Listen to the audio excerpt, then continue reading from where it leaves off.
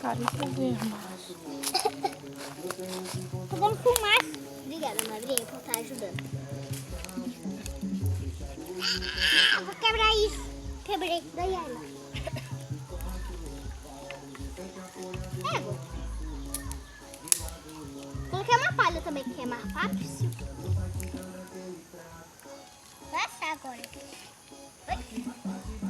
Ficou meio torto, mas tudo bem, né? O outro grande alho lá de trás de tu. O galho. Tem que quebrar. Ei! Não é que não põe lavar os cabelos. O cabelo já tá tudo fumado. Até eu.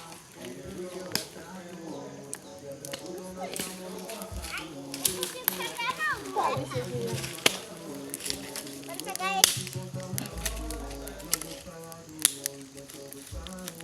Ah, quebrei. Tia é bicho besta, né? Ai. Paga o mal que tu já fez. Ai.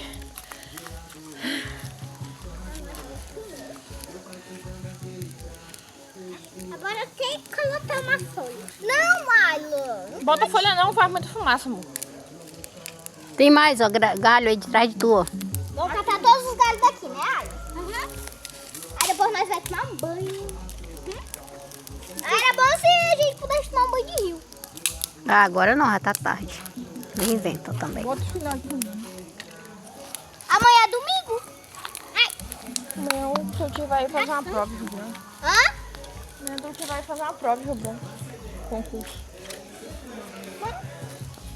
Tá bom, olha. Ailo. Vai queimar as mãos, mulher. Tem que assar. Tem que assar. Ó o dedo. Só faltou um paninho pra nós esticar aqui e sentar.